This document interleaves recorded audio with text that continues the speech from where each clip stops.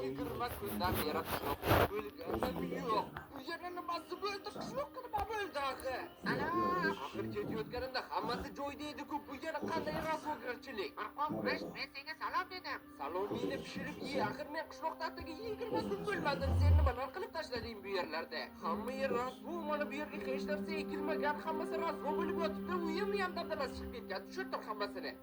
Qoni qaynamasini o'zingni bosib ketayotgan shu bo'ladi. Hammasini sen yashtirarding-ku. Mana dabdala chiqib ketdi. Meni uyimga qara, meni ham uyim kam qaynalgani yo'q. Ha, men yo'qligimda bular hammasiga sen qarashing kerak edi. Bularni hammasini qaranglar do'stlar. Bu haqiqiy dahshat-ku. Bularni endi sen yig'ishtirasan. Men yig'ishtiraman. Men o'z qo'llarim bilan shu yerda yig'ishtirayman. Nega buni hammasini sen aytmay bo'lsa, qanaqa bo'lmasa suvni asrab qoldi. Shunaqa bo'ldi. Asabni buzaverma. Mana shularni hammasini sen hozirni o'zida yig'ishtirishni boshlaysan. Yo'q. Nega men yig'ishtirishim kerak? Sen qochib ketmasliging kerak edi. Ular gapni bo'lganlarni eshitib, batl o'tkazamiz. Qazgan o'sha yig'ishtiradi. Anchada bir batl bo'lmagandi. Yaxshi, sen rostdan ham yaxshi o'ya berding. Mayli, batl o'tkazamiz. Yutqazgan hammasini yig'ishtiradi. Va bu binolar jangi 2.0 bo'ladi. Menda hali shunday yo'q o'yinlar yig'ilib qo'ygan. Sen tamomdan patsanjon. Xohlaganingni aytishim mumkin, lekin g'alaba meniki bo'ladi. Men bularni hammasini eshittirishni aniq xohlamayman. Shuning uchun mag'lubiyatingga tayyorlanishim mumkin. Sen meni tushunmading cho'g'im. Men yomon qattiq tayyorgarlik ko'rganman. Men beraman. Mana buni ham ko'ryapsanmi yo'yadi. Ya'ni binoki. Shunchaki bino quramizmi? Yo'q. Binolar jangi 2.0 ku bu. Biz shunchaki bino qurmaymiz. Biz g'alatiroq bino quramiz. Baba yutqazsang, tez o'zaychi. Men shunchaki orqangdan qaytaraman. Men yutqazamanmi, lekin menga bunday tuyulmayapti. Shunga hissiyotlaring o'lganda seni burniga qo'ygan bashariyat sezmaysan. Koronavirus bo'lgandan keyin shuni. Ha, juda ham kulgili. Sen undan ko'ra qarang, bizning binoyimiz shakli qanday bo'ladi? Vau, bundan o'qilay shaklni o'ylab topish qiyin bo'lardi. Faqat nima olishni bilasan. Men buni qanday tez qurishni ham albatta bilaman-da. Qandayga? Boshlanishga boltani mana bu komanda bilan o'zgartiramiz. Birinchi joyni belgilaymiz. Endi bo'lsa ikkinchisini tayyor. Endi 3-chi, 4-chi, 5-chi, 6-chi va 7-chi, 8-chi. Mo'jizani ko'rishga tayyormisan? Bu 4ta komandani yozaman degani bugun yutasan degani emas. Ota-bobolarimizdan qolgan usulga yetmasan, hammasini qo'lda qilish kerak, tushunmaysan-da. Bo'ldi, bunaqada sen bularni million yil qilasan. Bo'lib bo'lishni unutsang ham bo'ladi. Qo'qish, podadan oldin chay chiqarma. Albatta maqtanish niyatim yo'q, lekin men deyarli tugatdim. Albatta maqtanish niyating bor. Unda nega menga gapiryapsan? Sen albatta siqilma qishloqqa, lekin men buni qurib tugatdim. Endi ichini to'ldirsam kifoya. Sen hali devorlarni qurib bitgunicha men allaqachon hammasini bitiraman. Chaydan oldin poda chiqarma, tushundingmi? Yoyib beraman. Yo'q. Agar juda ham xohlasang yordam berishim mumkin. Sendan yordam bo'lsa, herabri bilan urishganman o'zing. O'zing bilasan, men binoyimni shunday qurayki, qishloqqa hattoki kirolmasin ham va menda buning uchun ajoyib g'oya bor. Kirolmayman, men o'yin bermayapman. Yana bilasanmi nima? Menimcha mening binoyim haddan tashqari past. Mening tuzoqlarim uchun umuman to'g'ri kelmaydi. Shuning uchun uni 2 barobar uzun qilaman. Nima qilasan? Sen men endi qurib bo'lyapman. Qanaqa 2 barobar uzun? Meni o'ldirmoqchimisan? Xohlasang hozirni o'zida yo'q mag'lubiyatda tan olishing mumkin. Bekorlarni 53tasini yeyapsan. Bunda qur, nima? Menda Minecraft qotib qoldimi? Yo'q, o'xshamayapti, lekin qayerga ketdi men qurmoqchi bo'lgan narsa? Nimalar qilyapsan? Mana endi hammasi o'xshashi kerak. Bir necha blokka tashlab to'g'rilaymiz. Bu safar hisob-kitoblar xato bo'lishi mumkin emas. Va nihoyat bo'ldi. Mening binoyim bir necha soniyada bo'lmasa ham 2 barobar uzaydi. Agar juda qattiq xohlasang, senga ham xuddi shunday yordam berishim mumkin. Hayotga bunday qiziqishimni o'ldiryapsan. Mayli, bilganingni ham tushundingmi? Holda birinchi navbatda mana bunday qilamiz. Yo'q, binogina.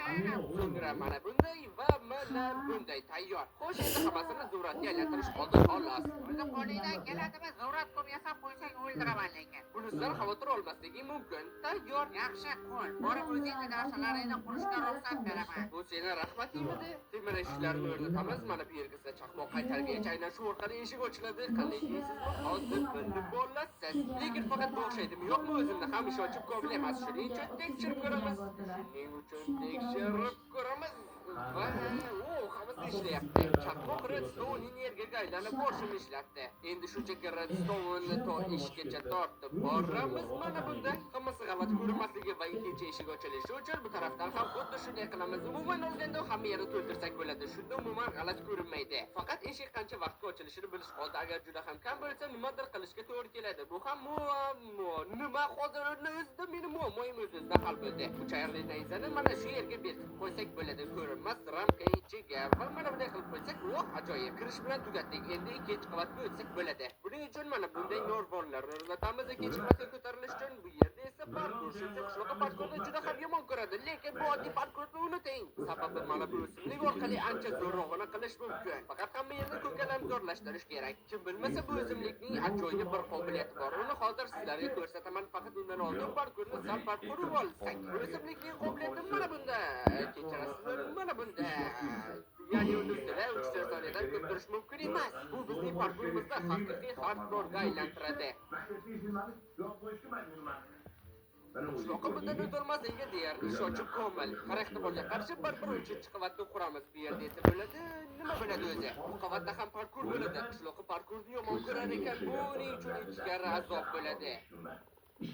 Endi esa maxsus mexanizm qurish vaqti yetib keldi. Axir shunchaki parkur bo'lmaydi-ku. Shuning uchun temir binoning bir qismini laboratoriyaga aylantiramiz. Bu yerda qishloqqa hattoki ko'rmaydi ham. Ajoyib komanda bloklari o'rnatildi. Endi ularga mana bu sirli komandani yozamiz. Faqat har keyingisiga mana bu ikkita sonni birga oshirib ketishimiz kerak. Shunda hammasi yaxshi bo'ladi. Tayyor, barini sozladim. Agar hammasini to'g'ri qilgan bo'lsam, hech qanday muammo bo'lishi emas. Lavani ko'tarilishini qaranglar qanday tez. Hattoki haddan tashqari tez. Yana 20 daqiqalik azoblar va endi bularning hammasi hattoki avtomatik ravishda tozalanadi ham. O'zimni shunaqa vaqtlarda redstone dahosi his qilaman. Agar qishloqqa parkurni boshlagan zahoti orqasidan lava qulashni boshlasa, menimcha qishloqda hech qanday imkoniyat bo'lmaydi. Shuning uchun ham biz hozir taymer quramiz.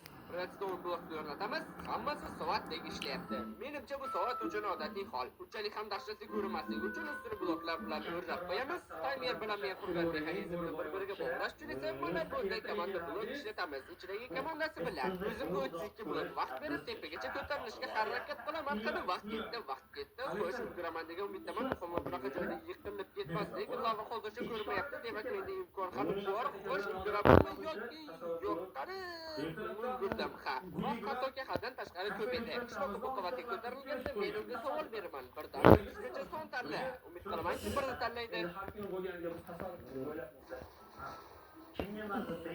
Yosh boshimga shuncha muammo.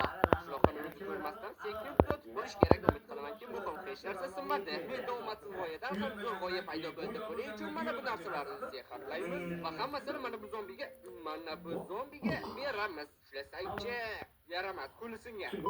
O, mana topildi-ku. Hammasini kiyib ol. 4-chi qavatda qishloqda hech narsasiz. Ko'zda mana shu terminatorni o'tirish kerak bo'ladi. Qiziq, bir zarbada nechta jon olar ekan?